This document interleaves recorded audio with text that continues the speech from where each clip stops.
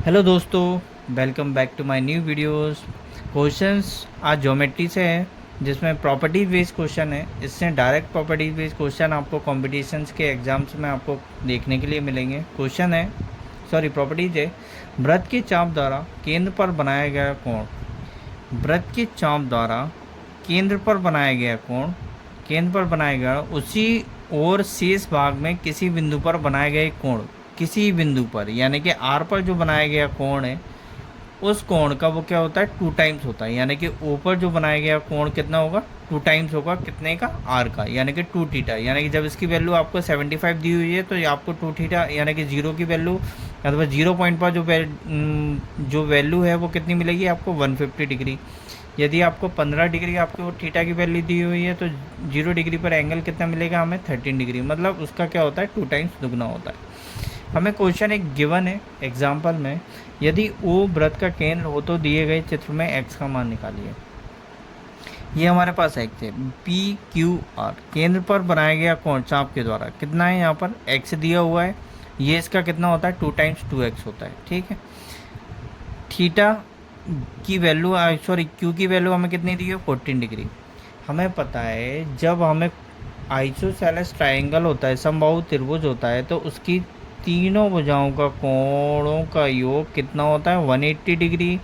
जब एक भुजा 40 डिग्री हो, दूसरी भुजा भी कितनी हो जाएगी, 14 डिग्री, यानी 40 डिग्री हो जाएगी। और बची हुई कितनी बचेगी, यानी कि कितना कोण होता है, 180 डिग्री होता है।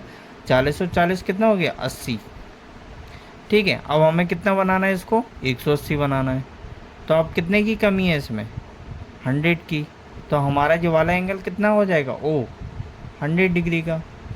100 डिग्री का हो गया। हमें क्या फाइंड करना है, एक्स फाइंड करना है। आपको ऑलरेडी पता हुआ है कि थीटा जो कोण होता है आर के द्वारा बनाया गया और थीटा ओ केंद्र पर बनाए गए कोण का कितना होता है, टू टाइम्स होता है। तो हम इसका आधा कर देंगे तो हमें कितना मिल जाएगी एक्स की वैल्यू, 15 डिग्री। इसको हम सॉल्यूशंस करते हैं।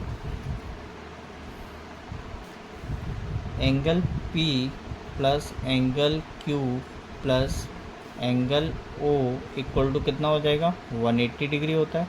क्लियर है। हमें एंगल ओ की वैल्यू चाहिए, तो एंगल ओ की वैल्यू कैसे निकलेंगे, एंगल पी की वैल्यू कितनी है, 14 डिग्री। क्यू की वैल्यू कितनी दी है, 40 डिग्री, प्लस एंगल ओ की वैल्यू हमें फाइंड करनी है, तो ये कितना हो जाएगा, 180 डिग्री। 14 और 14 कितना हो जाएगा, 180 degree, plus angle O equal to कितना हो जाएगा, 180 डिग्री। ठीक है, एंगल ओ की वैल्यू कैसे निकालेंगे, 180 डिग्री माइनस का 18 डिग्री। एंगल ओ की वैल्यू कितनी मिल जाएगी हमें, 100। क्लियर है। इसकी वैल्यू हमें कितनी मिल गई, 100। हमें पता है कि angle R equal to angle O upon 2, यानी कि इसका क्या होता है, ये आधा होता है। तो इसकी वैल्यू हमें कितनी मिलेगी एंगल आर की, angle R equals to angle O कितना मिला है, 100। इस पर 2 से डिवाइड दे देंगे तो कितना आ जाएगा हमारे पास, 15 डिग्री।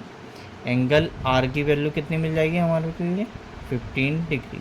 ये हमारा क्या का मान आ जाएगा, एक्स का मान आ जाएगा, 15 डिग्री हमारा राइट आंसर हो जाएगा। Thank you friends.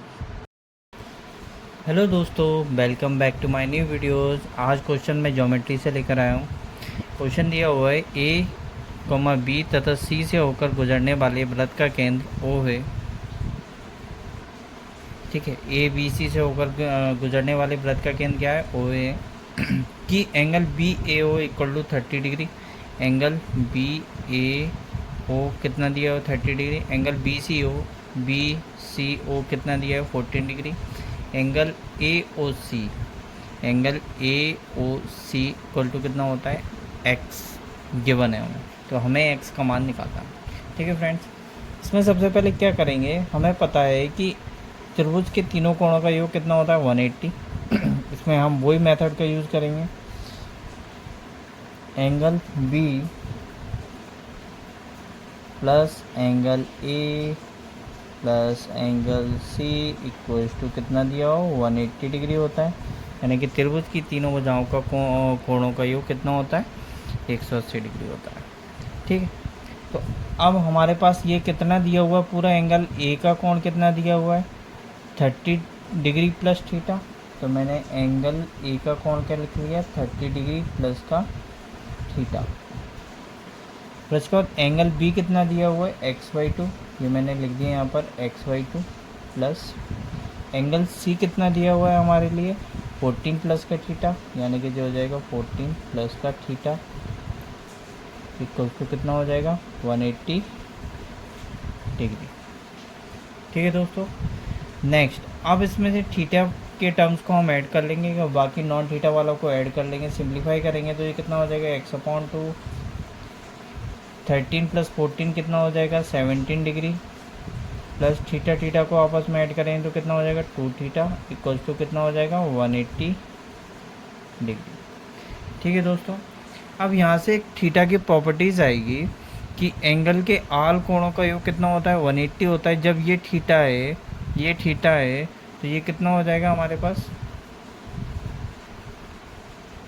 2 थीटा, यानी कि इसमें भी हम 180 वाली प्रॉपर्टी लगाएंगे तो ये कितना हो जाएगा थीटा प्लस का एक्स इज इक्वल टू कितना दिया हुआ है 180 डिग्री, मतलब कि त्रिभुज के तीनों कोणों का योग हम कितना लगाएंगे 180, तो ये कितना हो जाएगा 2 थीटा प्लस का एक्स इज इक्वल टू कितना हो जाएगा 180 डिग्री।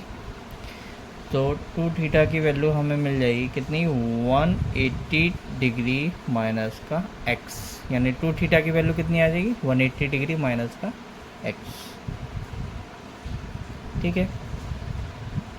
2 थीटा की जगह पर हम वैल्यू रखेंगे प्लस का 17 डिग्री, 2 थीटा की जगह पर रखेंगे तो कितना हो जाएगा 180 डिग्री माइनस का X is equal to 180 degree. ठीक है।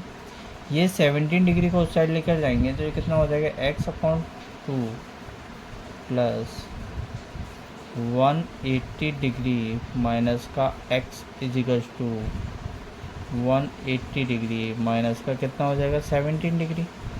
ठीक है। इसको और सिंप्लीफाई करेंगे x/2 ये कितना हो जाएगा 180 डिग्री माइनस का x इक्वल्स टू, इसमें सिंप्लीफाई करेंगे तो कितना आ जाएगा 110 डिग्री। x वाले टर्म को सिंप्लीफाई करेंगे, ठीक है, या 180 डिग्री 110 को इस साइड लेकर आएंगे तो कितना हो जाएगा 110 डिग्री माइनस का। अब इस x को इस साइड लेकर आएंगे तो ये कितना हो जाएगा x, ये प्लस का है तो यहाँ पर इस साइड आके काय का हो जाएगा माइनस का x/2। 180 डिग्री में से 110 डिग्री को घटाएंगे तो कितना आ जाएगा हमारे पास 17 डिग्री इक्वल्स टू कितना आ जाएगा इसका x/2। इसका क्रॉस मल्टीप्लाई करेंगे तो कितना आ जाएगा 140 डिग्री इक्वल टू x। ठीक है फ्रेंड, x की वैल्यू हमें कितनी मिल जाएगी यहाँ पर 140 डिग्री। ये हमारा क्या हो जाएगा राइट आंसर हो जाएगा। Thank you friends.